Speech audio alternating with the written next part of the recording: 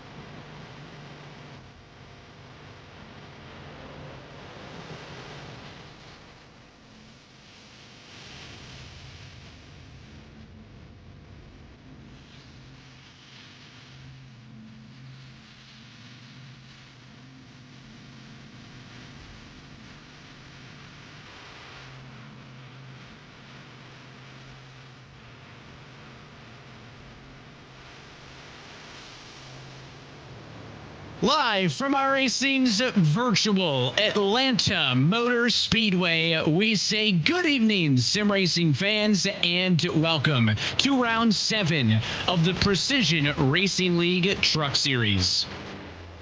We are 3 weeks away from the end of this 2025 A season, and as always, we're happy that you're spending your Wednesday evening with us here on RaceSpotTV. We're with our producer downstairs, Hugo Luis, Derek Watson. My name is Evan Pasoko, up in the booth with you this evening.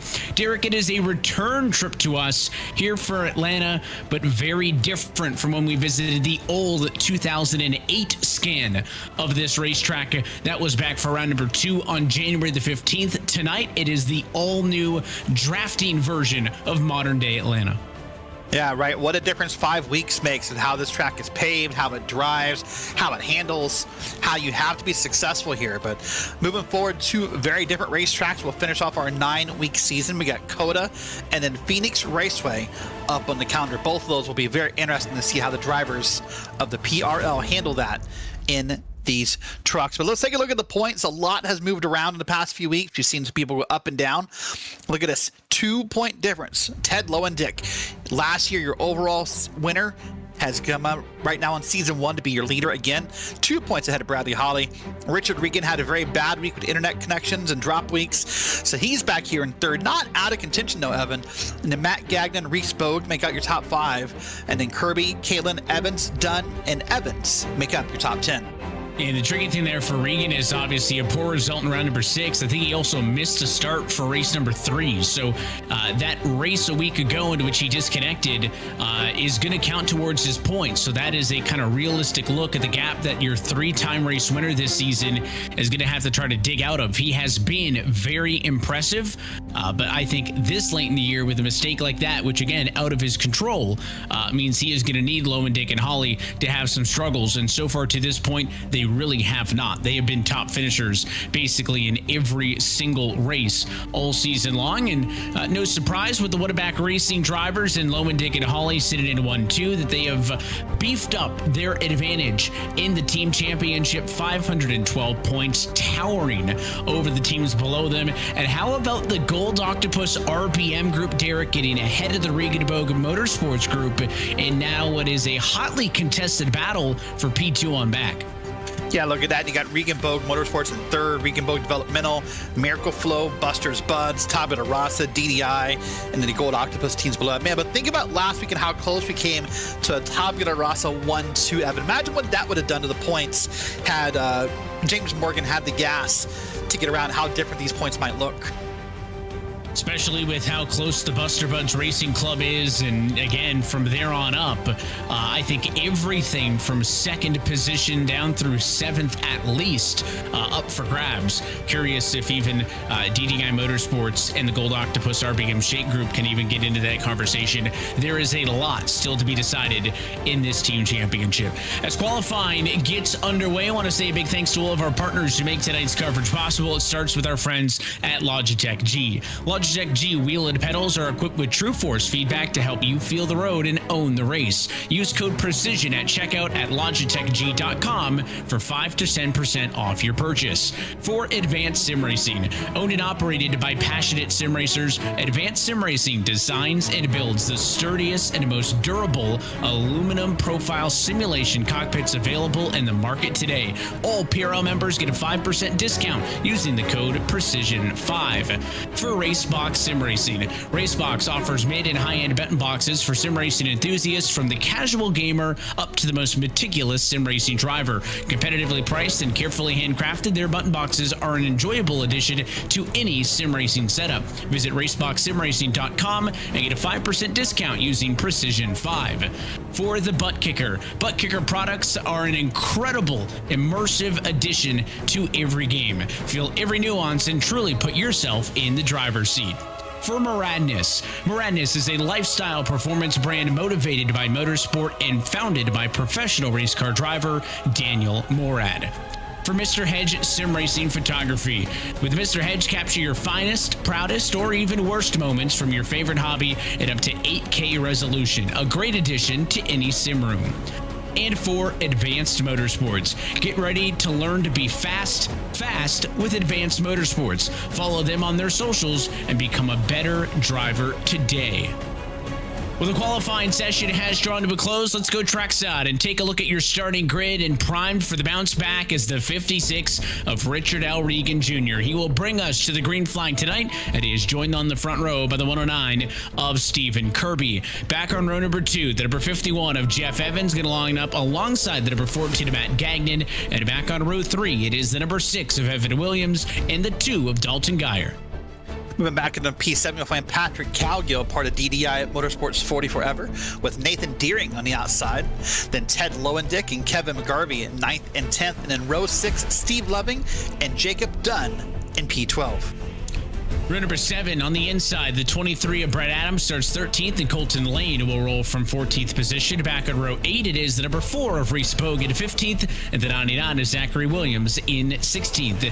And on row number 9, the 17 of Bradley Holly will go off in that position, and the 18th place starter is Stacey Hunter.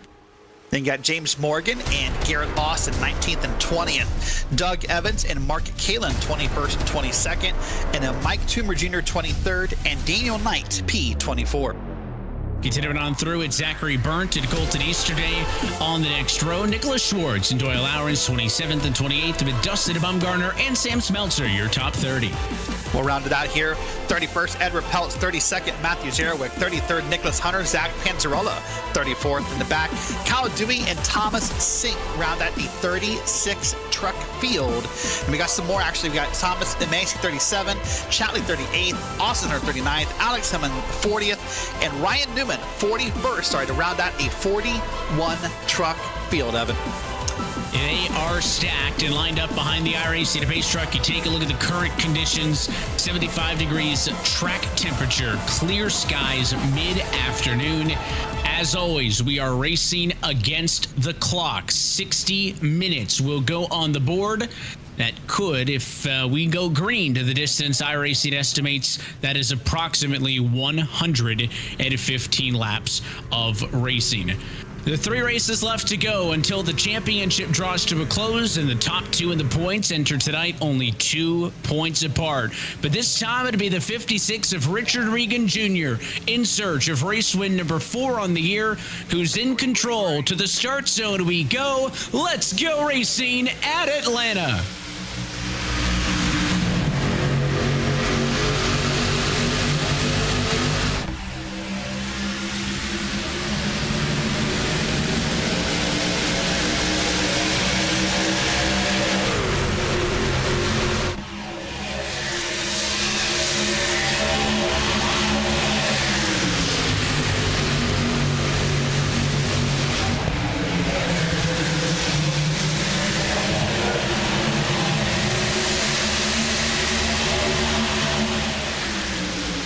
Lap number 1 in the books already, 185 miles an hour to 1 as the lap lead goes to the pole sitter. Regan had it at the stripe, now on the outside through turn number 2. Stephen Kirby trying to build some momentum in the 109.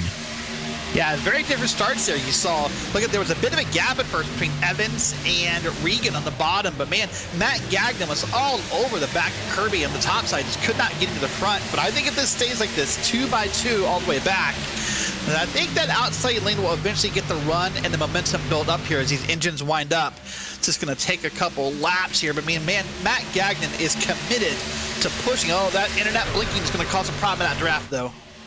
Yeah, it is going to be awfully close. Again, this is not the Atlanta Motor Speedway from earlier this year. This is the version that was rebuilt back in 2022. iRacing played an integral role in simulating different types of reconfigurations for this racetrack before NASCAR and SMI actually went to the Atlanta Motor Speedway in Hampton, Georgia, and decided to repave it.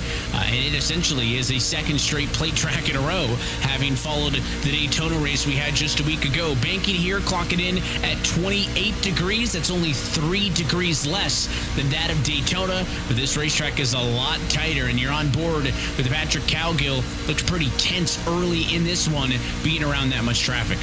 Yeah, I think that's the difference between this and Daytona is the banking is similar.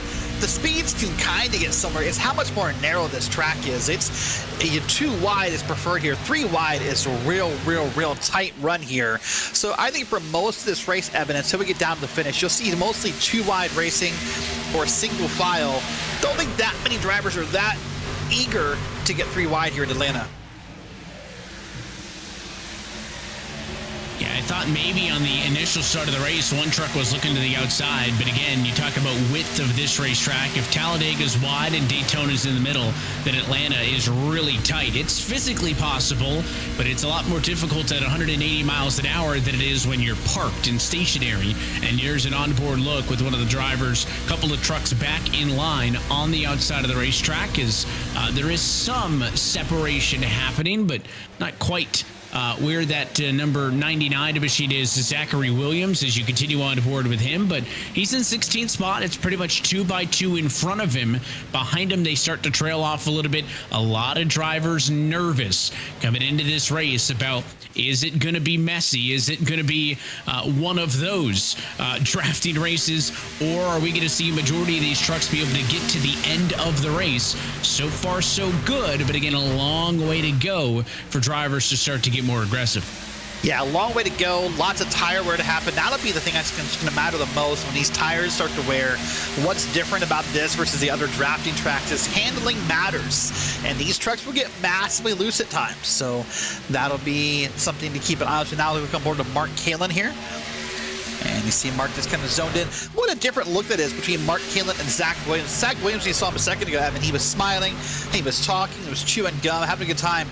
Mark just looks zoned in. Maybe just almost catatonic, if you will. Just very still.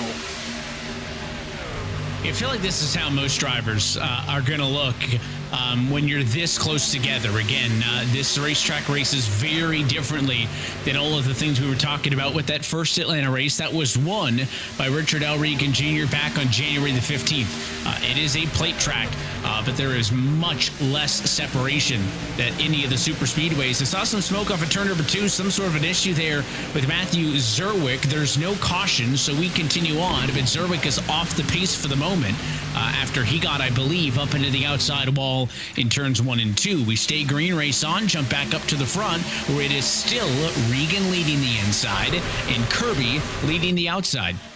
Yeah, I'm a little surprised that Kirby's not yet made it to the front, to be honest with you. I thought that momentum on the outside would help, but I think the reason it's not is look at that gap there. That's between Gagnon and the 2 adult Geyer. Here's Matthew Zerwick by the not only did he hit the wall, made a little bit of contact with a white truck there. And that's why you saw that smoke pop up in that corner. But look at that gap right there coming back line between Gagnon second in line and Dalton Geyer third in line. That little bit of gap is what's different between the top lane and the bottom lane. And I think that's why the bottom lane is continuing to succeed lap after lap.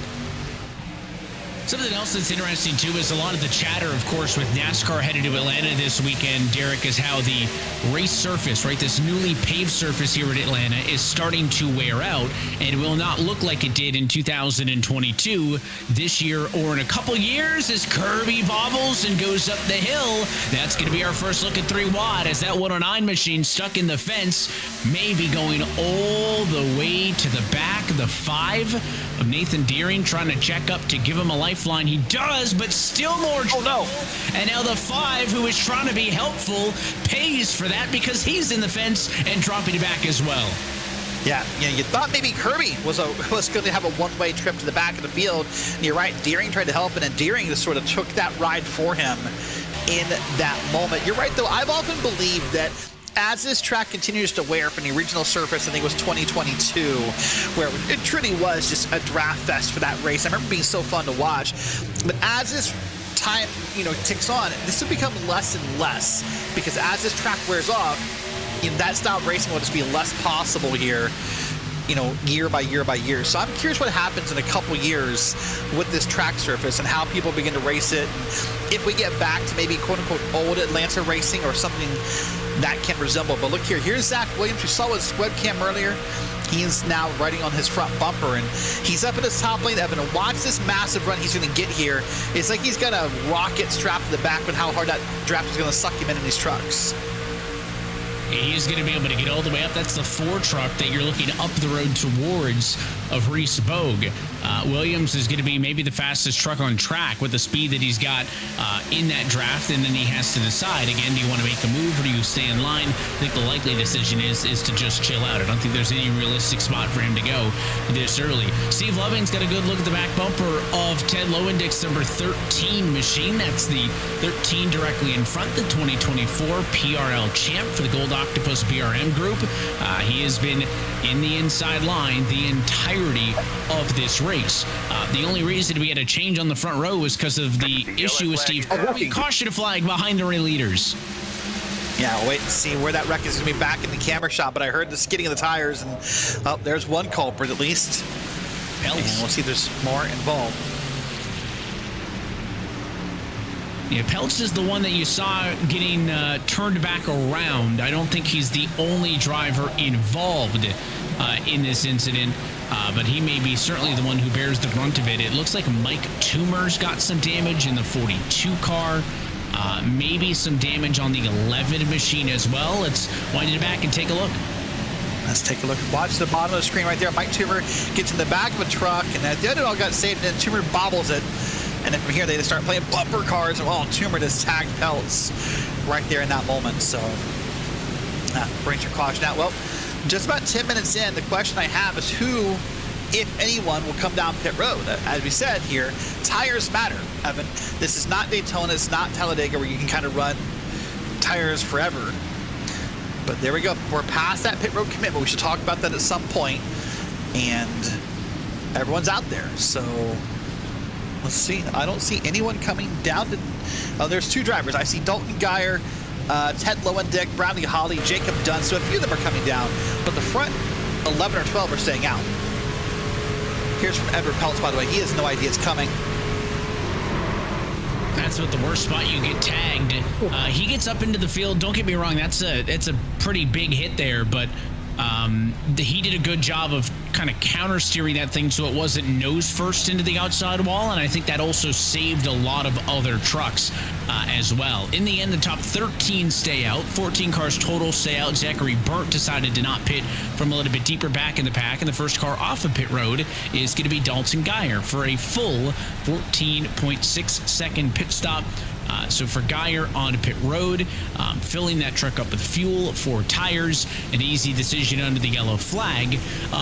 To your point about the pit entry, we can talk about it as the field drives past it this time through. By the nature of the racing, I don't know if we'll see it be a factor under green, but the protocol for tonight's race is that pit entry is the apron right here in turn number 3. It is not the entry off of turn number 4. So you see those cars down on the bottom. You will will have to get below that red line to enter pit road, both under green and yellow flag conditions in this race. Obviously, under green, more of a challenge. Under yellow, more of a memory test to make sure you follow those protocols. Yeah, and to be clear, it's under that white line, but below the red line is actual where you have to stay. So that'll lead you on to pit road. And now it's kind of a weird commitment line, right? Because the way it works is that if something happens, like say a caution comes out under green flag pit stops, is if you're in that area, you can come up and be okay, but you can't go down there late. It's sort of weird to explain. It'll probably make more sense if we see it live, if or when we get to that point. But I'm curious right now, Evan. So the top 14 stayed out. It's Lowendick, Geyer, Holly, Colton Lane, the first 4 on tires. If I'm Richard Regan, if I'm Matt Gagnon, anyone up front, Jeff Evans, Reese Bogue, I'm going to take notes on how fast those drivers can make it through the field, and that will affect my future pitting decisions. If they plow through the field in a very safe way, I use plow not in a dangerous way, but in a fast way, then I'll be taking tires next time. But if they kind of stall this out and they kind of sputter around and it doesn't seem successful, then in Richard Regan's mind, he proved himself correct. You will see and watch 15th position on the back is where the drivers with the new tires and with the added fuel are going to be Lowendick, Geyer, Hawley, Lane, and Knight, the first couple of trucks in line. And what it does do is shuffle up the running order a little bit at the front of the field, right? The likes of Geyer, Lowendick, they've dropped back.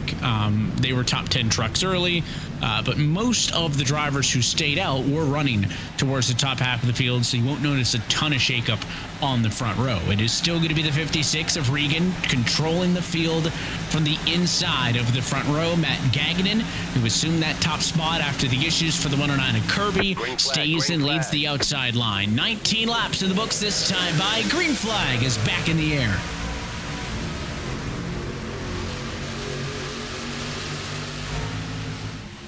Much different restart this time, Evan. And this time, instead of the outside lane sticking together, Gagnon quickly found a way behind his team owner and is there. Man, here's Bradley Hawley behind some 2 Wide Racing. Remember, Brad's one of the drivers who took tires. So we'll see what he can do with those sets of tires. If we come down to turn number 3, he's going to fall behind Dalton Geyer. Yeah, he gets in line, so he abandons the outside for the first time tonight, joins the line that Bradley Hawley and friends are in on the bottom of the racetrack. You can see as Hawley looks up the road, way more trucks on the bottom than there are on the outside. That is not what we saw on the first run of this race, which was a more even restart, top to bottom, and the front row was basically side by side, inside and out all the way back. Right now, it's just that 6 now of Evan Williams, who has assumed the top spot on the outside, pushed by the number 4 of Bogue, second in line. Can those 2 trucks hang strong? Do they need, there's still trucks on the outside, don't get me wrong. They're a couple of rows back, though. Do they need those other trucks to get up there and help them out? It seems like the 6 and the 4 have the pace on their own to stay even with that more dominant line underneath them. Yeah, they do have a little bit of advantage actually here, because in this type of track, they get to turn the wheel less, they get to maybe lift a little less. That's something we should talk about as well at some point. This is not a flat-out racetrack. Not that Daytona is, but I know that's the stereotype we give it when we talk about racing there.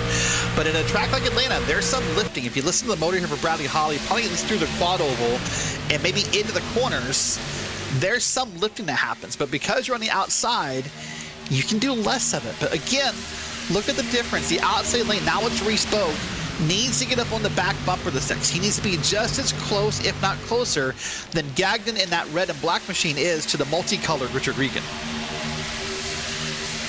Regan's got a good paint scheme on that machine tonight, as always. That 56 car, though, a little bit of a different look this time around, but he's enjoying all of the TV time up at the front of the field. Of the 41 drivers who started this race, 39 of them are still shown as active, with Edward Pelt and Brendan Chatley having been the drivers who have gone behind the wall. Their nights seemingly done early in this Atlanta 1-hour sprint race. Is 15 minutes in, 45 left on the clock. There's a good look at Jeff Evans' car, third in line on the bottom.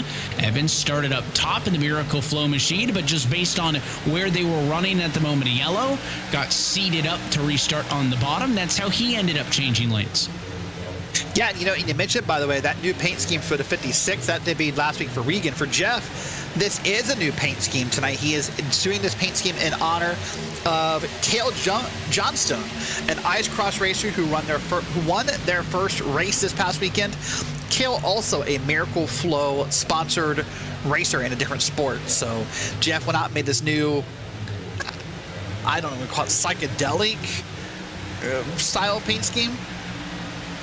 I think my favorite thing is, and it's been a lot of the spec map work that iRacing's done recently, the 31's rocketed just behind him, as well as the chrome numbers.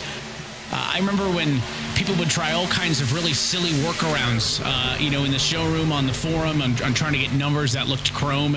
And the addition of the spec maps to the service have given us those chrome numbers. And not only is the 51 unit on the number, but again, that whole paint job is really sweet looking. Both him and Regan, who work on the inside. You see a small peek to the outside there. I think that was not really in earnest. I think that's just trying to get a little bit of fresh air to the front of that 4 Reese Bogue. He doesn't really mix anything up too crazily there. And there's a look back in line a little bit further down the running order to the 12.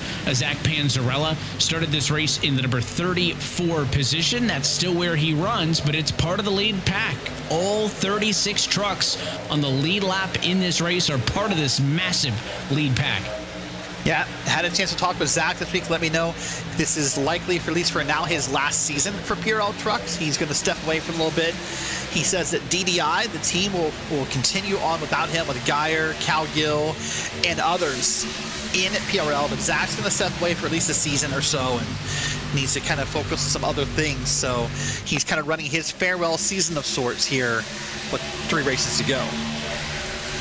And excited to see him end on a strong note. He is in a position, again, still in this race with some work to do, but has an opportunity, obviously, to be a successful truck in this race. That truck was in the top 15 on the speed charts practice earlier on today, so I would look for Zach to be a factor a little bit later on in this one. But again, it's tricky. This is not a wide racetrack. Obviously, qualifying is important everywhere, right? It would be silly to say otherwise. Certainly, some tracks are more than others. But I will say, at a place like a Daytona, a place like a Talladega, Derek, maybe the least important, if you ask some drivers.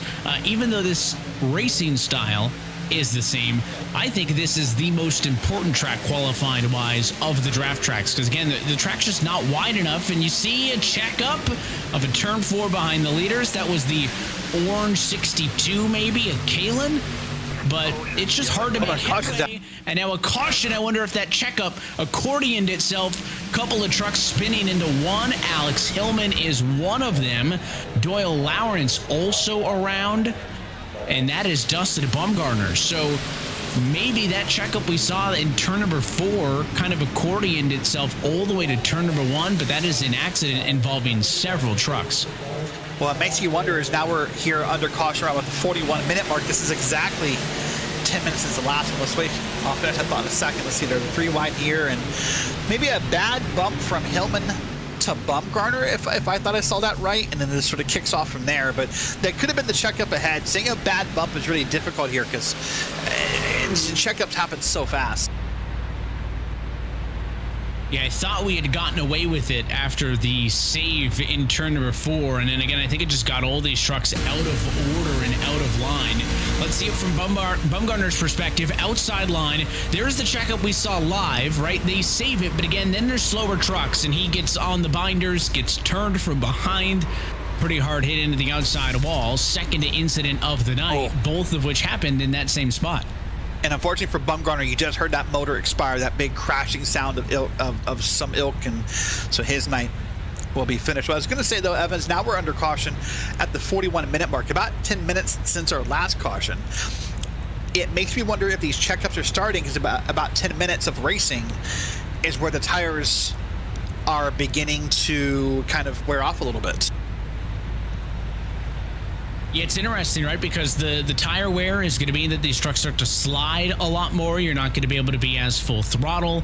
And once you start lifting, then it's very different when you're lifting to check up for other trucks as opposed to lifting to avoid, just catching them based on speed. It is a reactionary lift versus a precautionary lift, and that's how you get those accordion effects. That's how you get those stack ups. And it is interesting, right? Because we referenced that the Atlanta we raced earlier this year was Atlanta 2008. Of course, we used it on the sim though, all the way through the reconfig in 2022. But that surface did not change, right? That was always the 2008 surface that was scanned onto the service. So in the coming years, as this surface here at Atlanta wears more and more, and these same themes that we will talk about in this race will become more prevalent earlier and earlier in the real life races, the physical surface in the sim, Derek's not going to change. It's always going to be the brand new 2022 scan. So this racetrack will hold its integrity on the sim because the surface itself will not wear out like it will in the real world. Now, again, that doesn't mean we're not going to see handling issues, because that already happens with the surface as is, but it will not happen as it will in real life, and it'll be kind of an interesting duality between the two. Kind of reminds me of when you go racing in Vegas, for example. People always talk about the bumps in 1 and 2 and the bumps in 3 and 4. Well, you feel the bumps in 1 and 2 on the sim. You don't really feel the ones in 3 and 4. Well, that's because in real life they got worse and worse over time. The bumps in 3 and 4 developed, but that scan on the service is that moment in time that was captured where those other bumps didn't exist. So just kind of an interesting thing on, obviously, this racetrack is scanned down to millimeter accuracy and is an incredible job, but will hold a different place in time as years go by. Now, what will change, in fact, sort of an interesting topic to have today, because today iRacing released their newest development blog, is as other changes happen, whether it be to the cars, to the aerodynamics, to the tire models, to other factors, that is still going to affect how this track races to a smaller extent. So, as you said, there will be other factors involved, but the track, you're right, it doesn't wear off like in real life, right? A weather storm or what have you is not going to come through and erode the track. It's going to be what it is. But wait, we're coming to green flag, Evan. Something of note real quick. Nobody pitted. Yeah, it's interesting. After the early yellow, we saw a split decision. Couple of trucks towards the back. Kirby, Easterday, Burnt, Kalen, they all come in, but really nobody of consequential position on the racetrack was in this time, which means that your running order up front going to stay pretty much the same. Pace truck off and in. Richard L. Regan Jr. has enjoyed the lead up front. He has led 33 of 33 laps that have been completed so far. Green flag back in the air. We're underway again. He'll get the lap led at the stripe that time. No big gap, though, behind him for the 6 of Evan Williams to pull in line. So to be 2 trucks pushing, 1 group on the inside, 1 on the outside as they get through the gears and off at turn 2. Boy, look how quickly that top lane has gone away. Got to go all the way back there. That maybe Doyle, that's Ted Lowendick, sorry, back there leading that front group. That's probably 7 cars back right now. Everyone quickly moving to the inside here, Evan. So we'll see if anyone wants to hop back up, maybe if anyone just thought they needed to do it, or when Lowendick starts to move forward, we'll see if anyone wants to hop up there and either help him or block him, whichever they think is more pertinent to their racing strategy. But here we are now working under 40 minutes to go, so about 22 minutes into this race, and Richard Regan has led every lap. And I'm surprised, Evan, because passing is not that hard here. It's a draft track, but he really has just been just the master of this all night long. It's interesting, right? Even if you don't, in the conventional sense, pass somebody and clear them all the way for all of the side-by-side we saw in the first run, surprised that nobody was able to get a nose in front of Regan, but it has been him every single time. Slow truck on the apron, not going to be a factor. That's Stephen Kirby who stays out of the way, but where have things gone wrong for the driver, the 109? Started on the front row in this race, of course, got into the outside wall, lost track position, and had some sort of a penalty under the most recent yellow flag cycle, because that was him exiting pit road to serve a penalty, and he has instantly, just like that, taken himself completely out of contention for this race win. Yeah, and what I'm wondering right now, if the best news for Richard Regan is he has teammates right behind him. He's got, Matt Gagnon behind him, Evan Williams, got co-team under RaceSpot behind him. It's not until P5 and Jeff Evans where you find someone who's not part of RBM who is kind of helping push Richard around. And they might race it out later, but for right now, they have to know the quickest way around the track is to stay in line and just run and set laps here. Let the rest of the field fight it out. Maybe even let's get a little bit of a lead. I mean, look at the lead between Regan and Evans. I mean, it's half a second, which in the terms of Super Speedway, Evan, that's a lot of time. It may not feel like it, it may not sound like it, but look how big that gap is from first to fifth. It is a lot of space on the racetrack. Again, if you're at the back of the pack, is it good to be in the lead draft? Absolutely. But it is not a position at this track where you can simply just drive your way up there in 5 or 10 laps. You are going to need to start making moves because you blink your eyes, we're 4 minutes away from halfway home in this 60-minute timed race. We estimated that if this race had gone green, we would have seen, I think it was 115 laps of total racing. A couple of cautions have limited that number. Right now, looking at a full race distance of maybe 108 laps run. I always find that interesting. When you do a timed race like this on the ovals, that's pretty unique to this PRL Truck Series, is drivers trying to calculate whether it be fuel mileage or tire wear.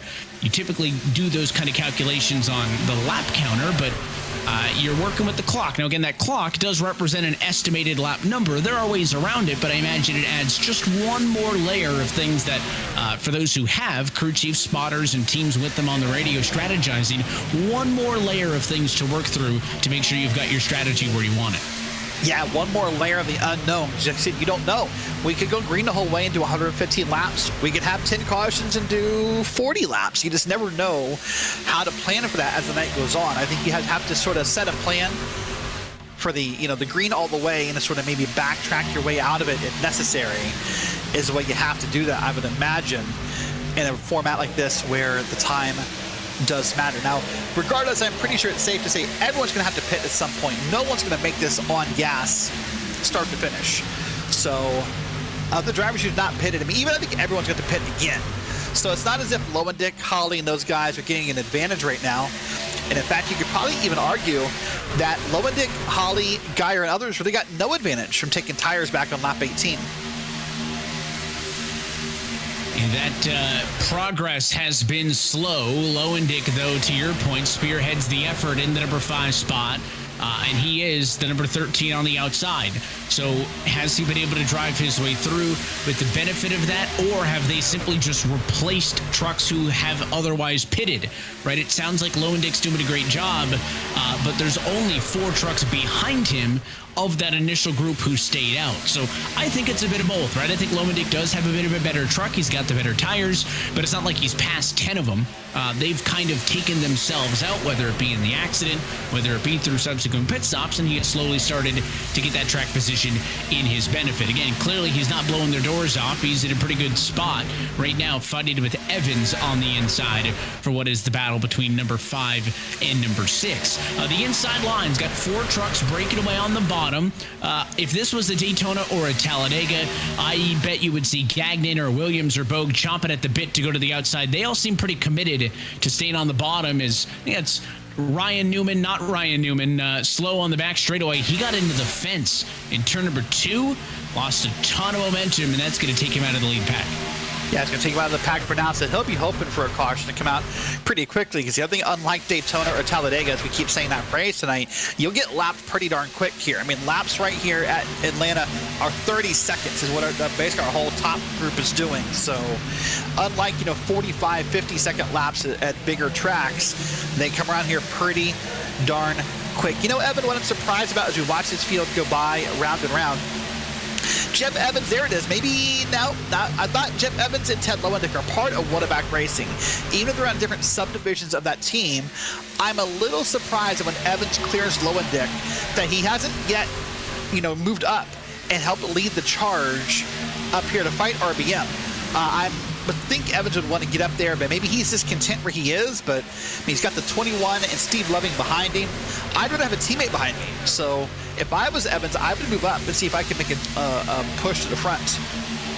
So far, there has not been an appetite for drivers to go to the outside. I just don't think the runs have been big enough. But if this outside line, led by Lowendick, starts to creep alongside, then you might see these drivers thinking about it. Again, still loyal to the bottom. In order is Regan, Gagnon, Williams, Bogue, and then Evans, the first driver dealing with the side-by-side, which is the outside led by Lowendick. Lowendick is then pushed by Zachary Williams and the 3 of Jacob Dunn, the first 3 trucks working on the outside. And right there on the dot, 30 minutes down, 30 minutes to go. in Atlanta, every single lap still led by Richard L. Regan Jr. He's already a 3-time race winner. Could he possibly seek number 4 and only what for him is 6 tries after missing a start? It's not impossible. Richard is such a talented driver, and I know I talked to Richard this week, and he kind of has the mindset he's out of that points race. But I'm telling you right now, I mean, he's leading. Holly's in 15th. Lowendick's in 6th. This is not over. I mean, they're going to go to Coda next week. Richard's a very great road racer, as is Lowendick, as is Holly. This is not over, I don't think. This will be closer than I think Richard has it sort of, doomsday scenarioed out in his head, as long as tonight goes well. Now, if tonight doesn't go well, then I'm on board with this plan. Look at that. They're now 3 wide back there. That's going to get hairy. Almost 4 wide back there at some points. And one truck into the outside wall. That's going to be Denani Williams. Something had to give. He smacks it once, twice. Comes off the fence. Look out. He's going to finally get it back up and into that green outside wall. Almost came down. Now he does it again. Right in front of the 8 truck. Nowhere there to go for Serwick. He's in the fence again. And that was a ugly lap for Zachary Williams. The truck's going to survive it, but not without some damage and without losing the leaders as we stay green. What stood out to me, and maybe it's trying to stay calm, but he didn't seem phased. According to that webcam shot, he did not seem phased by what just happened. Maybe he thinks that Zerwick was at fault. Maybe he's not realizing. Sometimes as a driver in a car, we don't get a full perspective of what happened and who's at fault and everything. But he did not seem phased by the fact he came down and wasn't clear, on top of Zerwick. So maybe when he sees the replay later, he'll feel a little different about it. Well, here is now Ted Lowendick still that same spot. Watch this replay again. So here's Williams, sorry, up in the wall. You're Evan, he's Williams. And it's going to kind of get a lot of smoke off the wall, bounces it off a couple times, thinks he has it clear, and all of a sudden, right about here, not clear. Boy, not clear, but not clear 3 wide. That was Thomas Sink on the bottom. That was really close to being our 3rd caution. Yeah, and I think the goal there was, he knew he had lost speed. He really wanted to get in front of one of those trucks to get the push to not lose the draft. And I think the decision was just made a little bit too late. And it essentially, instead of pulling in line, acted as a block. And almost took those 2 trucks out, and is why Williams' truck is damaged as well as Zerwick. Zerwick is already 9 laps down, but was just running as part of the lead pack. Now both of them, again, out of this lead group. Meanwhile, the outside has made slow, incremental progress. Remember that 13 of Lowendick? He was side by side with the 51 of Evans for the longest time. Well, right now, he's trying to get alongside the number 4 of Reese Bogue. So they are surely making some progress on the outside, but again, it is much more difficult to do so at a place like this when compared to the other drafting tracks. So something interesting is going to happen. These leaders are about to catch 2-lap trucks in Zachary Burnt and Mark Kalin, and there is not a big enough speed difference for them to just blow their doors off. So this could be really interesting based on where those 2 trucks go on the racetrack when the leaders get to And unlike the other tracks, it's not wide enough. It's going to be difficult now for the front 4 here, for Regan, for Gagnon, for Williams, for Reese Bogue. Just go up and pass them, right? This will be easy for the front 4. It's that side-by-side, Evans, Lowendick, and others on back, but this is going to get a little hairy. I'm hoping they're going to catch them on the back straight, and that Kalin and Burt can kind of pull down on the apron and let this by, because there's not enough space. But for right now, what's happened is Regan's kind of temporarily getting a draft off of the field, but he's now got it everywhere. Oh my gosh, hold on, they're pitting. Down to pit road they come. They last were down pit road over 6 laps ago. So these drivers are on the access lane to come down pit road for Richard L. Regan Jr. and company. They are in. So 56 laps since they last pitted. Regan, Gagnon, Bogue, Williams down pit road. All's good there. Watch this here. This is Mark Kalin live on your screen here. He's behind Ted Lowendick. But no, by the way, I said no speeding penalties on that first set of pit stops. Good for those guys. Now it comes to drivers, by the way, these guys, Lowendick, Dunn, Knight, Hunter, Colton Lane, our leaders here. They're the ones who pitted on lap 18. So they have about 18 more laps of gas here, Evan. They can go.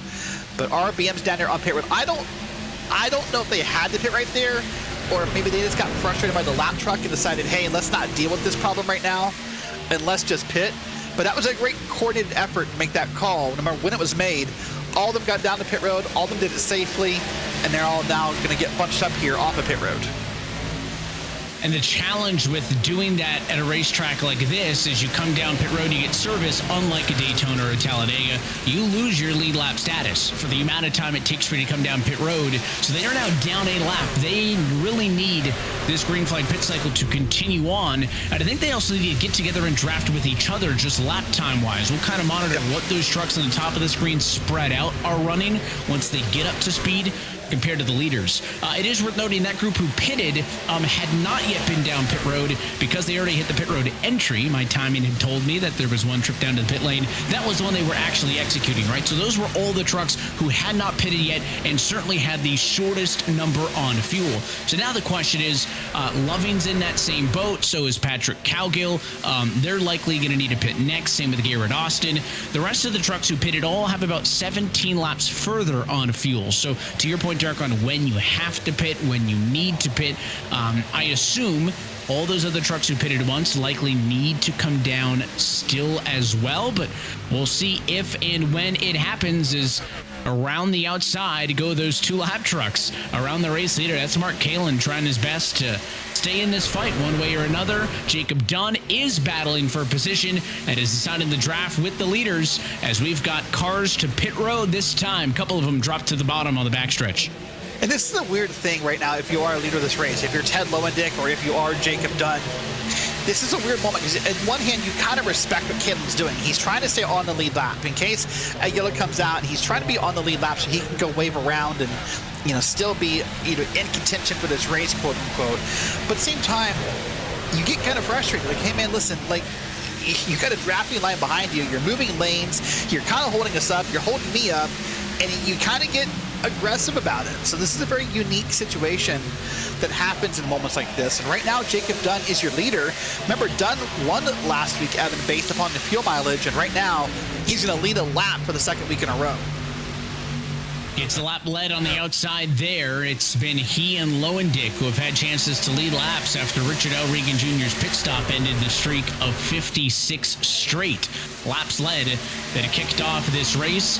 And now the waiting game. All those trucks who I mentioned would be the next ones to pit were the group who went down pit road that time, and Loving, Austin, and Cowgill. They've topped out at about 60 laps before they had to pit. If you assume that's the maximum, then all these trucks as the leaders would be in about 13 laps time with about 30 laps left to go in this race. Again, with the clock, that's all subjective, but they would need to make an additional pit stop still before the end of the race. I even think Brett Adams, Kevin McGarvey, the drivers who only pitted 32 laps ago, Derek, I still think if we're assuming 60 is the number, I still think that those trucks also would still need to pit. So there may be somebody out there that I'm not spotting, but with a glance at that strategy number, I don't know if there's any group of trucks who with pit stops before this green flag run are going to be able to avoid a trip down to the pit lane. No, but I think what's going to be different, what may be different, is we're going to watch a replay here of Nathan Deering. That blue truck on the bottom, watching here, is going to get tagged a little. Maybe he's going to tag someone. Just got stuck in the middle of a situation. Kind of became the cream and an Oreo sandwich, if you will, and just kind of got turned around. But the difference will be the pit stop times, right? If you're this group up front here, if you are Dunn, Lowendick, Daniel Knight, and others, you may not need to be on pit road as long as the first group. And if you're that last group you talked about, who pitted, I think, on lap 36, I think it was, Kirby, Mark Kalin, Mike Toomer, they're going to need to pit road a lot less than these guys. So that, to me, is where this may all kind of cycle out a little bit. But I want to talk about Jacob Dunn for a second. I did get permission to share this. It's kind of funny. Jacob has really turned around this past month in racing. He's been more active in his racing. He's been having better results. And I guess the unfortunate news for Jacob, he went through a breakup on Christmas Eve, but he said since then he's had more time to focus, he's been more driven to race, and he feels like he's just in a better mood, and it's really shown his performance results. And it's good to hear that as we continue to watch how this race plays out. And it's a 180-mile-an-hour waiting game right now as that number 3 machine, Jacob Dunn, continues to lead the outside. He's led 6. Lowendick's led 6 now as they are the spearheaders of each lane. Remember, the lead truck, just watching this, is not for position. That red number 62 truck, not a lead lap truck. That's a lapped car. It marked Kalen. So the 3 up high and the 13 on the bottom are actually the ones fighting for position. Again, might be a little bit confusing, but that 62 machine is fighting to stay 1 lap down. That's big for Kalen. 2 laps down, a lot harder to come back from if we see a yellow flag in this race. Yeah, and remember, again, Kalen pitted pretty late here, pitted on lap 37. So if you assume 60 laps, he could go about lap 96, 97. There's a caution. That's why it happens. It's big trouble for the 36. Oh, that was Sam Smeltzer, and that's why Mark Kalen fights so hard, because he gets to stick 1 lap down with the caution coming out. And that is not good news for all the trucks who have pitted, because remember, we had mentioned they lose lead lap status by pitting. You can see the checkup that happened in turn 2. The 28 truck just all over the road into the outside wall. The 95 bounces off of him. The 36 gets tagged, but something went way wrong for that truck on the outside, and Zachary Burnt to kick all of that off after that thing was just out of control the whole corner.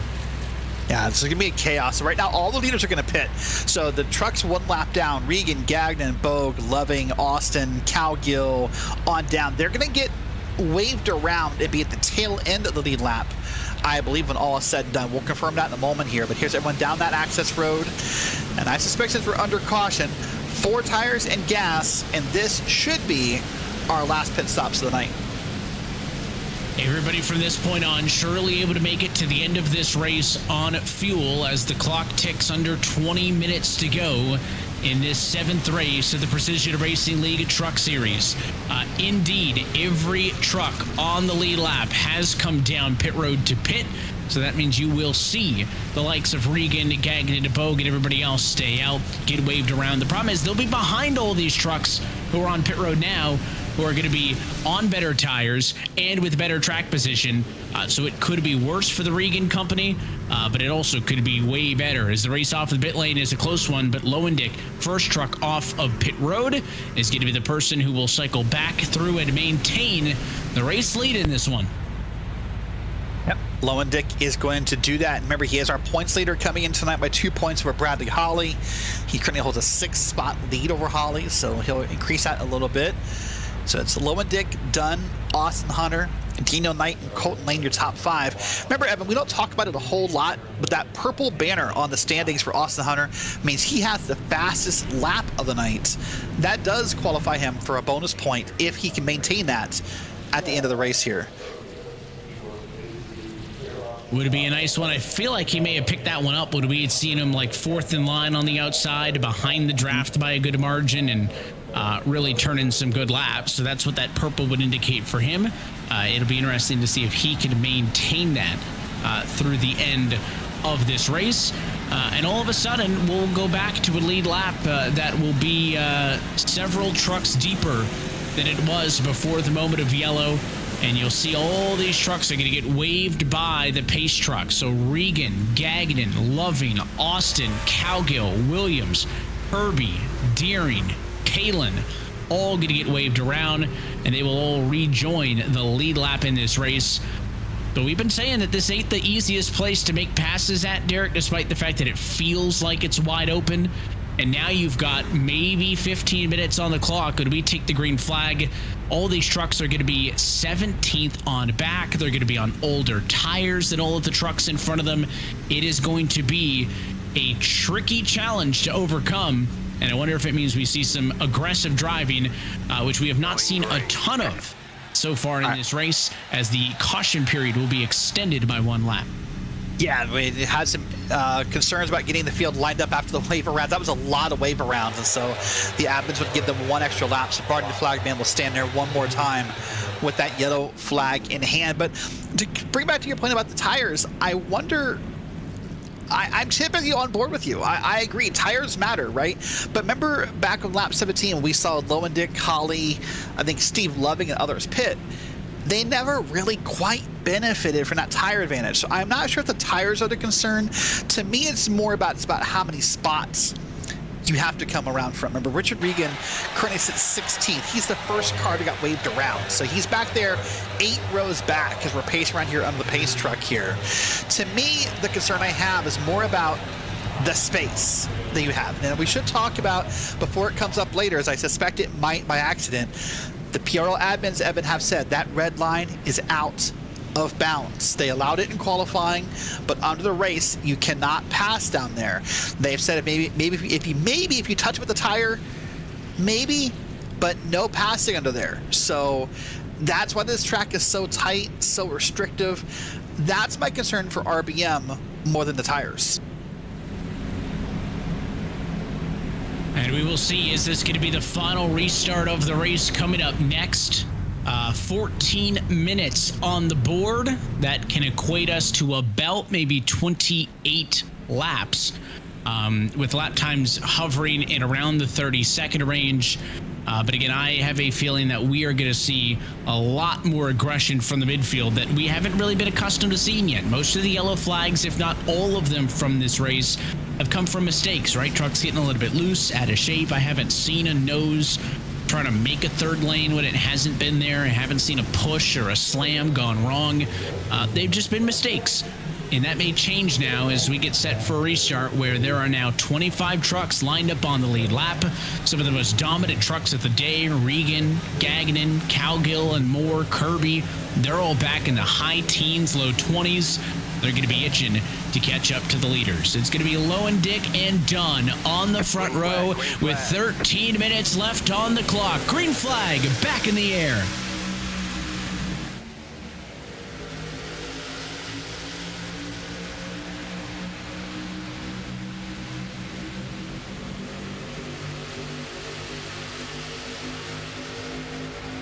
Inside's got the speed. There's no help right now for Jacob Dunn on the outside. Now the 17 of Daniel Knight. He pops out for the inside. So does the 84. That's Bradley Holly. Well, there you go. That's the help he needs. And he's got then his teammate 2 spots back. And James Morgan now moving to the top. So now it's going to be a TRE lineup here. And let's see if they can make their way around. But right now they do have Daniel Knight ahead of them. But again, it's Ted Lowendick leading us around here at Atlanta Motor Speedway. But it looks like for the first time tonight, Evan, that top lane, at least temporarily, seems to be holding even, if not maybe slightly doing better than the bottom lane as far as the draft goes. And now a third lane. There's Morgan. 84 truck up there. That's James Morgan, but there's no help for that purple 84. And now it's going to get dicey because the 171 and Nick Schwartz stuck in the middle, really trying to yield to the bottom, give a lot of room to the 84. He'll find an opening, and thankfully that puts us back to 2 wide. In common super speedway practice, see that red line on the bottom? Treat it like the double yellow. You cannot intentionally advance your position below that line. You will be penalized. Race control will take into consideration if you are forced down there, but I would avoid it at all costs. And that's tricky here with the way the front stretch is lined up with the quad oval, Derek, those 2 distinct kinks before and after the start-finish line. Some drivers are cutting it close. Just keep an eye on that as we get later on. Yeah, it is easy to cut that thing on the inside of the when you're getting the tri-oval. It really is, actually, because it's the way you want to angle the car. But you're right. You just got to treat it almost like the floor is lava. Just don't want to get down there. Don't touch it. Don't flirt with it. Don't look at it. You'll be okay. But by the way, James Morgan got that spot back. They finally got sort of back to 2 wide racing. So he is now back here 4th in line. And Daniel Knight is doing a great job, Evan, at the front of this field. I mean, he really is keeping up with Ted Lowendick. And there's a caution in the back of the field. Hold on. More trouble behind the leaders. It's a couple of trucks around on the apron. Mark Kalin is one of them. Stephen Kirby is the other. 2 of the top trucks from earlier in this race kind of thought out loud that maybe they would be desperate back there to make some moves. But I think the incident started with the 21 machine. I believe that would have been Steve Loving, who was upset on the radio. over what transpired. So we will see right there.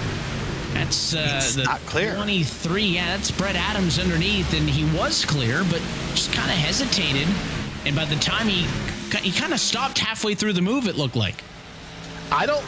Maybe he was clear, but that was not the most convincing form of clear you could have had for Steve Loving. I mean, Brett Adams was down there, and then he just sort of turned himself over on the front of that move, and then caused some calamity and some damage in the back end of this track here. And I think that's probably the frustration for the drivers up front. If you're Lowen Dick, Knight, Hunter, Dunn, Lane, Holly, and these guys, it feels like we're wrecking for 20th every time, right? It feels like we're just wrecking in the back of the field, and it's kind of getting to you. It's kind of frustrating you in that moment. Well, I can tell you right now, Stephen Kirby's already called it a night.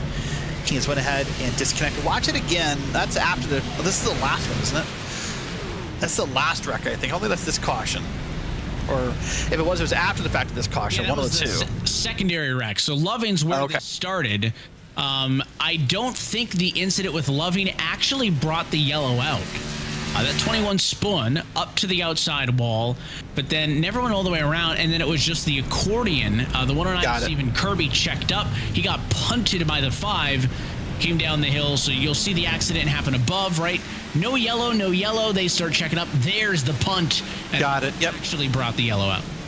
Yeah, and I think Thomas Sink may have been back here. I heard Thomas Sink voicing some displeasure over this. And again, I mean, it's racing hard at the back of the field. And that's the frustration these guys are having is, you know, you can almost justifiably understand not that you want it to happen, but like, you know, if something happens up front, if Knight and Hunter make contact, or Knight and Dunn, or someone who's racing hard for the win makes contact, you kind of get it. Watch this again here. Watch from Mark Canlin at 62 on the bottom, that red and yellow, and just got plowed into. And just got a body slam from a pro wrestling car. And he's probably, if he's not done, he's heavily damaged. But again, that's the frustration that I think these drivers are having is, listen, I get it if we wreck for the lead, if we wreck for the win. Not that you want to do it, but you kind of get it. But we're wrecking for 22nd. And it's just like, it's hard to kind of understand why you're being that aggressive for 22nd.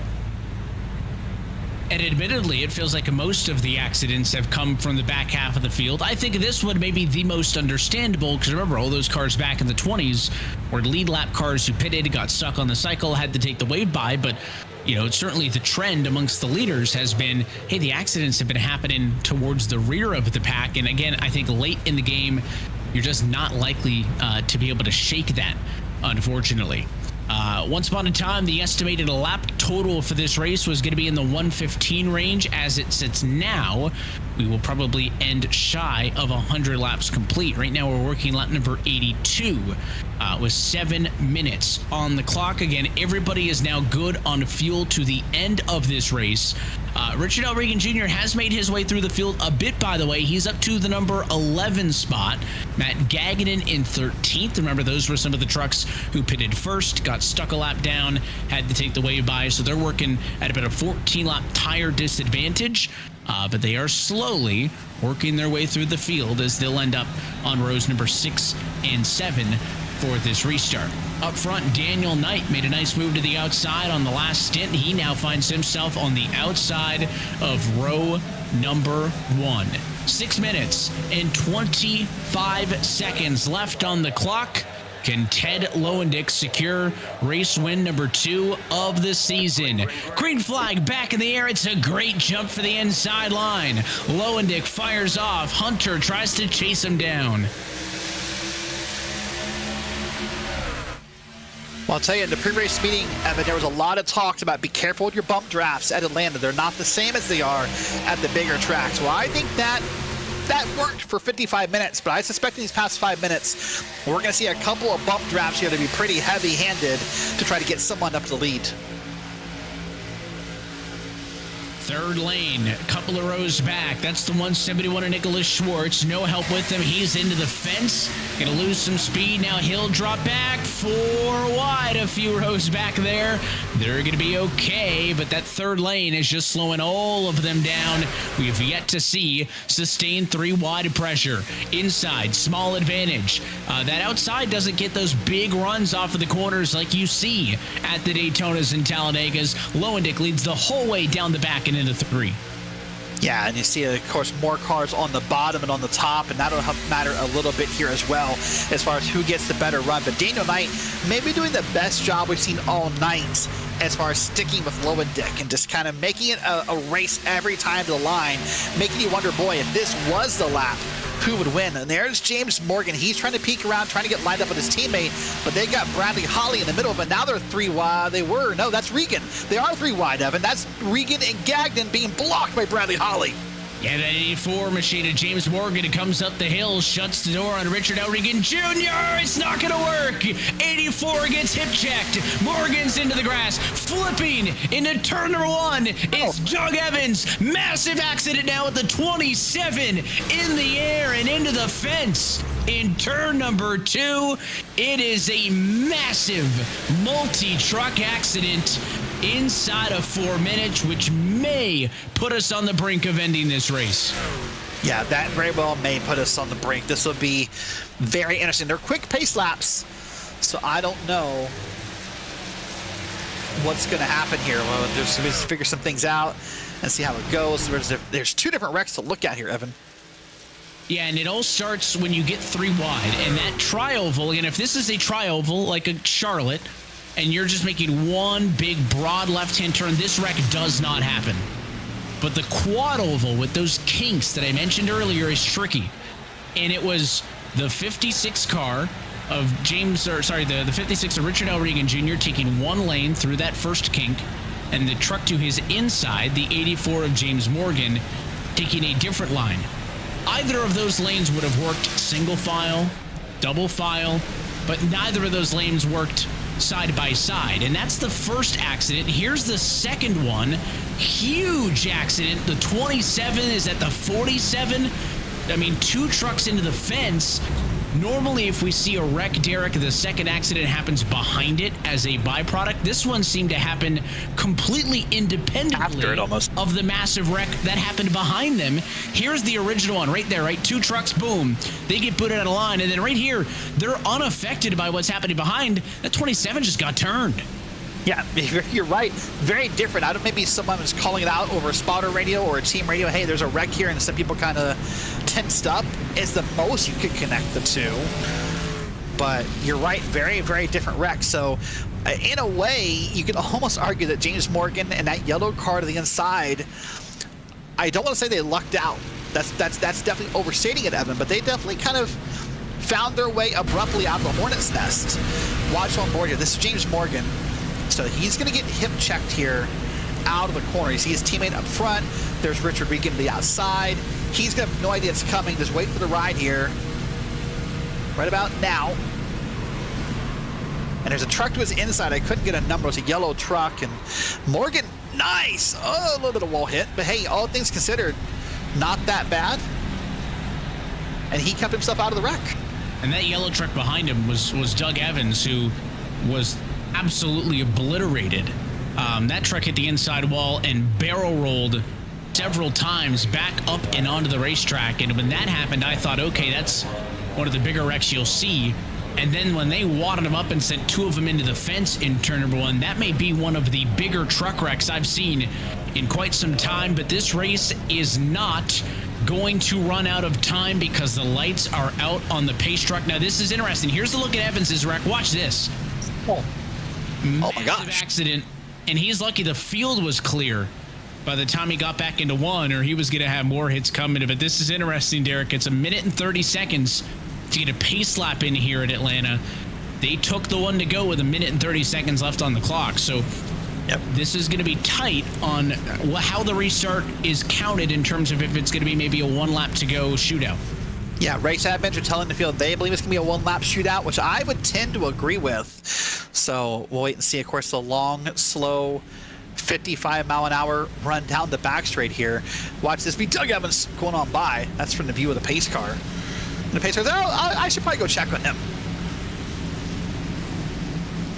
Well, if you're someone in the back of the field, Evan, if you're, I don't know, as Dalton Kyron 12th, the Panzerella 11th, you're probably happy we're going to get to go again. If you're a Low and Dick, a Colton Lane, a Jacob Dunn, you're probably wishing we just finish here under caution and call it a night. And if you want another thing to add to the list, some trucks in line saying, hey, I might be damaged. I don't know how my truck's going to fire off. The clock is going to strike 0 as the field comes off at turn number 4. How much time is left here at the Atlanta Motor Speedway? Lowendick in control. Green flag flies. We're back on the way. White flag in the air. It's going to be 1 to go. Well, 1 lap to go. I think right now Jacob Dunn has the best shot here, Evan. He's going to get a massive run. Colton Lane behind him. Lowendick ahead of him. He's going to get 1 good shot at this. I think out of 3, out of 4 maybe. Hey, don't move too soon. Don't blow the shot. Here he goes up top. And Lane left the 3. They had all the speed in the world. Oh, there's going to be contact. Lowendick gets tagged. He's into the outside wall. Colton Lane leads off at turn 4. Schwartz looks low. The 4 of Bogue looks high. Neither can find a way through. And Colton Lane will lead 1 single lap and steal victory in Atlanta. I have no words for what just happened in this last lap, but how did we get here? We have to see some replays. I don't know. Here's the start. Yeah, and from the drone, you're going to notice first the 3 and the 60 get hooked up right here. The 60 is going to pull in line, and Lane and Dunn have got a huge run. And I'm thinking, okay, they're both going to go to the outside. That doesn't happen, though. The 60 leaves the 3. He gets underneath him, and then you're going to see the 60 take a shot from the orange truck behind right there. Gets that bump. It puts him up into the 3. It takes out that 13. There was absolutely nothing wrong that Lowendick did.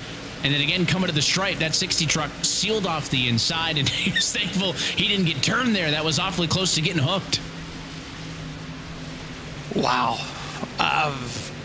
Yeah, I don't know. I mean, congrats to Colton Lane. Let's first start by saying that, because he, from what I can tell, did nothing wrong. Look at this run you're going to get. This is Nicholas Schwartz, by the way, I do believe we're riding on board with here. And there's Colton Lane ahead of him. You see Dunn makes a move to the outside. And here comes that push. I don't know. You know what? At first, I thought the push from Schwartz did something, but from that point of view, there's a bit of a time gap there, Evan. I don't know if the push maybe just made him wobble and that's what caused it. That evidence was not as damning as I thought it was from the outside point of view. I think it's the timing of it, right? I don't think it moves him up the hill, but I think the push from the 171 of Schwartz makes Colton Lane go straight, which is what a push would do, but it was happening right as all the trucks were turning down the hill. I think that's where it happens, and this will be a good perspective because outside line down the back is Kevin McGarvey, who is up on the outside, and again, you'll see right there, again, it doesn't move him up, but it moves him straight. And then coming to the stripe, you're trying to find a way through if you're this 4 truck, and there's nowhere for Reese Bogue to go. He figures if I go high, I'm good. If those 2 right there get hooked, he maybe has a chance at this thing. So I think he did the right decision, and that was just go to the outside, go where they weren't, hope for the best, and in the end, that's still a great result for Bogue, who crossed at the white flag back in the number 7 spot, ends up in 3rd, and your race winner is that 60, the Whataback race at entry of Colton Lane, who ends up in the right place at the right time. And again, his only lap led all day long, is en route to the race victory. First win of the season for the 60 of Colton Lane. Let's take a look at your full race results. Lane, Schwartz, and Bogue on the podium. We'll try to get a word with all of those drivers in just a few moments. Kevin McGarvey ends up in 4th, Steve Loving in 5th, Garrett Austin 6th, Patrick Cowgill, one of the drivers who was stuck a lap down when one of the late race yellows happened. How about that bounce back for P7? Jeff Evans comes home at 8th, Mark Kalin ends up in 9th, and James Morgan rounds out the top 10. Moving back into P11's Mike Toomer Jr. with Stacy Hunter in 12th, Dalton Geyer 13th, Brett Adams in 14th with Ted Lowendick back in P15. Kyle Doobie comes home in P16 with Bradley Holly, Evan Williams, Zach Panzarella, and Matt Gagnon finishing out the top 20. Continuing on through the field, Jacob Dunn and Nathan Deering, the final 2 trucks to finish on the lead lap in this race. They'll be 21st and 22nd. 1 lap down was Sam Smeltzer. He's 23rd. 2 laps down were Thomas Sink, Nick Hunter, and Zach Williams. They're through P26. 3 laps down for Richard L. Regan Jr. What a night it could have been instead probably the final nail in his championship coffin, as he'll end up 27th ahead of Ryan Newman, Austin Hunter, and Daniel Knight, your top 30. Moving back into P31, Doug Evans with Tom and Macy behind him. Then you get the cars that are running multiple laps down, 10 plus. So sorry, that'll be Stephen Kirby, Matthew Zarowick, Colton Easterday, Zachary Byrne, Alex Hillman, Doyle Lawrence, Dustin Bumbrunner, and Edward Peltz do your top 40. Last car to finish, Brandon Chatley, 75 laps down. It's a look top to bottom at your full race results. Let's head to Atlanta Motor Speedway Victory Lane, where we are stood by with the driver of the number 60 machine. Colton Lane is your race winner tonight at Hampton, Georgia. Colton, congratulations on the win. First off, just walk us through the end of this thing, man. In position, some question marks on if this race was even going to get restarted, and then all of a sudden you're on the outside of the front row for a one-lap sprint. Yeah, I don't know. I was hoping it was going to be the end of it. Me and Teddy could finish 1-2, and I got a bad restart there, and I was just figuring I'd pull down behind the 3 and push him out on the backstretch, and then it happened, and then I was able to turn down and get behind Teddy and give him a bump. And I honestly think I might have been the cause of some of that mayhem on the backstretch, so I feel bad about that. It's not what I wanted to happen. I was just trying to push Teddy to the win, but I guess it worked out. So you find yourself as the leader after the contact in turn 3, but it's not over there yet, because then all of a sudden you got the 171, the 4 lined up behind you. You know that you can't pass below the red line here, but it looked like Nick was being awfully aggressive there and almost got your left rear. So then what's that final 10-second run like, trying to basically, I assume, drive out of the mirror?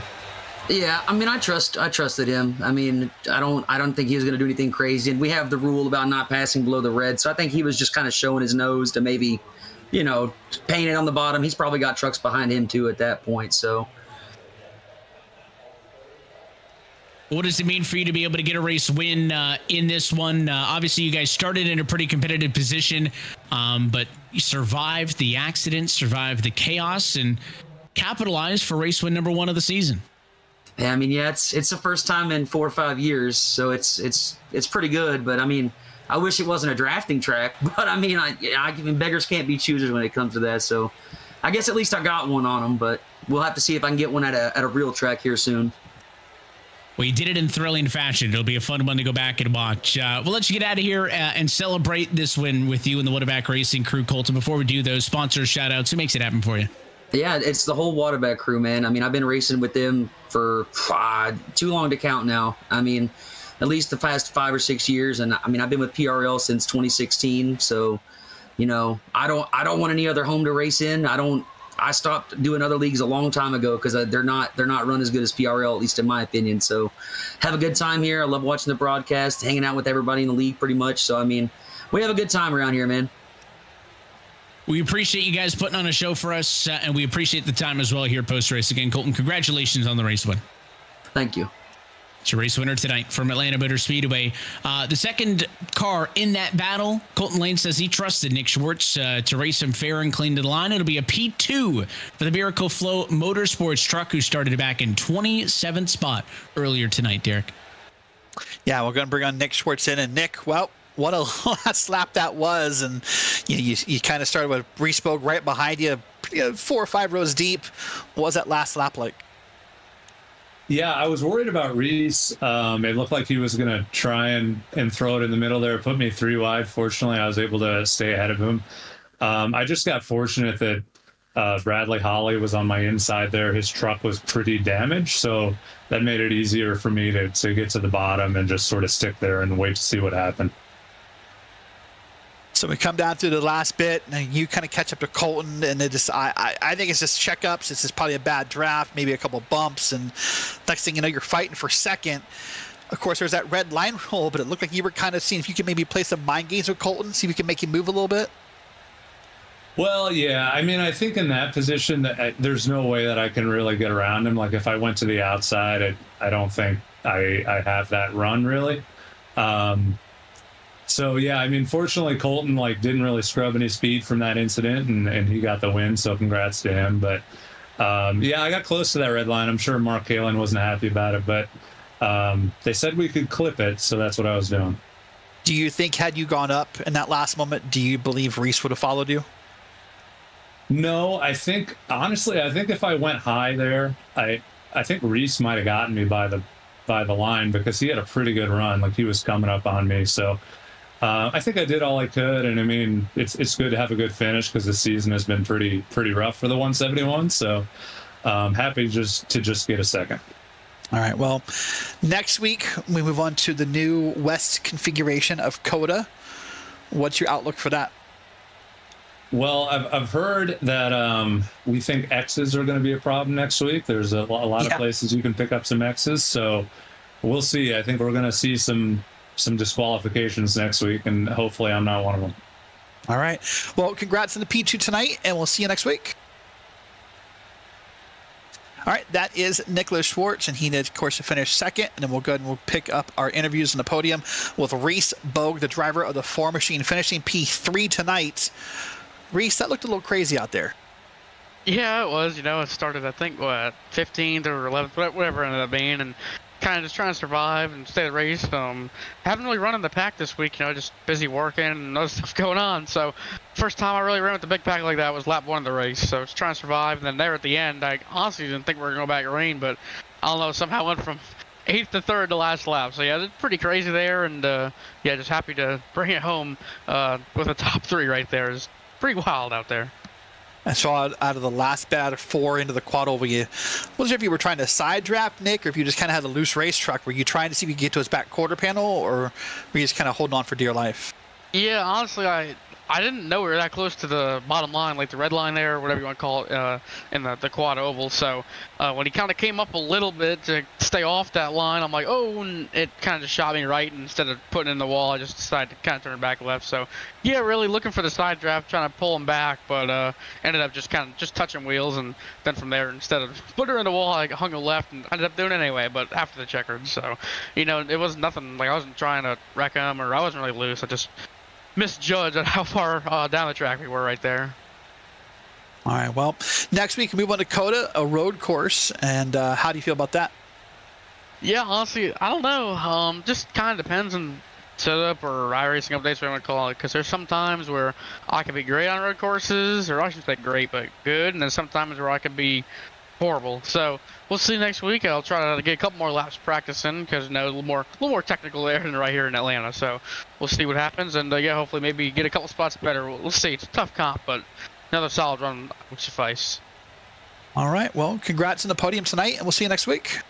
Yes, sir. Thank you, guys. I'd like to give a shout out to Regan Bug Motorsports, Ryan Newman and Associates, Maconi Setup Shop, Neonism, and everybody else that helps us out. Thank you guys very much, and we'll see you next week. All right, that is Reese Bogue, the driver of the Ford truck, coming home at P3 tonight, Evan. And I suspect there might be a few more angrier drivers than there was 1 week ago when we visited Daytona. 2 weeks of draft track racing, I think, is going to do that to any crop of drivers, and some big consequences as we leave this race. Of course, we talked about it coming into the top of the night. Richard L. Regan Jr., who disconnected for the race a week ago, needed a good night. He gets involved in accidents in this one, finishes 27th. That eventually, I think, is going to take him out of this championship. Ted Lowendick was the points leader. He ends up 15th. I think that's his worst result of the season. Bradley Hawley, not much better, 17th. So those two will probably stay pretty close to one another. And then you look back to, what did we learn on the streets of Chicago where Hawley got a win? Could he possibly look for race win number 2 and give him an upper hand in the championship in the second to last race of the year? Yeah, lots of questions to be asked. We'll see how the points shake out with people finishing towards the back of the field and how close it is, how drop weeks work out. But next week, COTA. It's a newer layout. It's already in the service. It's called the West layout. But we're going to try it out next week, Evan, and we'll see who can keep that truck on the track. It'll be your preview of NASCAR things to come as they'll run that shorter Grand Prix circuit as opposed to the full-length Circuit of the Americas. We hope that you join us for that one in 1 week's time. But until then, that is it for us here tonight from Atlanta. On behalf of the entire team, for everybody at RaceSpot, at the Precision Racing League, and for your podcast team tonight. For Hugo Luis, Derek Watson, and myself, Evan Pasoko, I want to say thanks for tuning in. We'll catch you in 1 week's time on February the 26th from iRacing's virtual virtual Circuit of the Americas. That race and every race of the PRL Truck Series can be found exclusively here on RaceSpotTV. Good night from Atlanta, and congratulations to Colton Lane.